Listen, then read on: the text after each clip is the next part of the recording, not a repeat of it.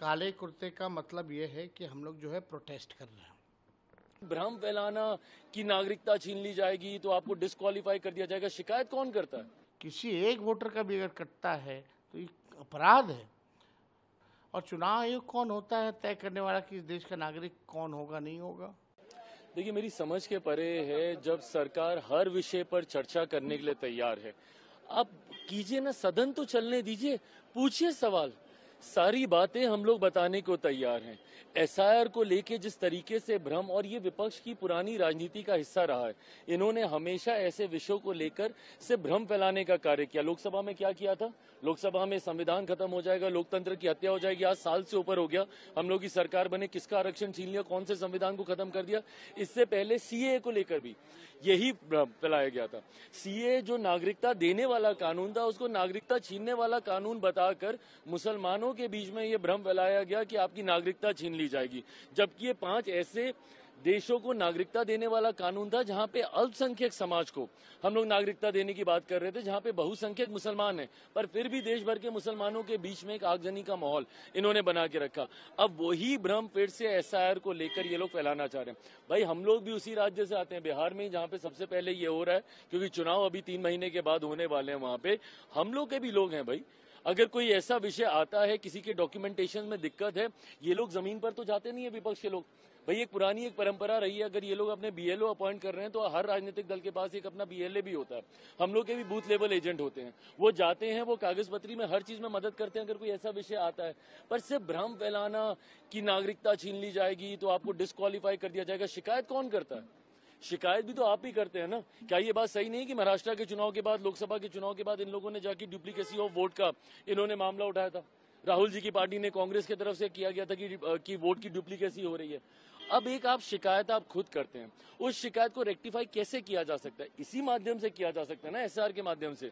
But जब इस माध्यम को हम लोग अपनाते हैं तो उसमें भी आपको शिकायत, चिट भी आपकी, पट भी आपकी, ऐसे नहीं चलेगा ना। जिस तरह से उपराष्ट्रपति, उसके पीछे क्या वजह है? देखिए, काले कुर्ते का मतलब ये है कि हम लोग जो है प्रोटेस्ट कर रहे हैं।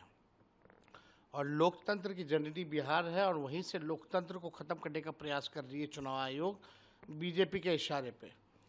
लोगों का अधिकार ही नहीं छीन रही है वोट का, बल्कि अस्तित्व को ही मिटाने में लगी हुई है। और हम लोग बिहार विधानसभा, क्योंकि बिहार का लोकतंत्र का मंदिर सबसे बड़ा है, वहाँ हम चाहते हैं कि इस इशू पे, एसआईआर के इशू पे चर्चा हो। लेकिन सरकार के लोग जो हैं भाग रहे हैं। आखिर क्या कारण है कि सरकार के लोग जो है एसआईआर पे चर्चा करने से भाग रहे हैं? सुप्रीम कोर्ट ने भी फटकार लगाई, इलेक्शन कमीशन को सलाह दिया, लेकिन इलेक्शन कमीशन अब तक जो है प्रेस कॉन्फ्रेंस उनके कमिश्नर्स अब तक जो है नहीं किए हैं। आखिर क्या कारण है? डर किस बात का है? छुप के क्यों आप ये काम कर रहे हैं?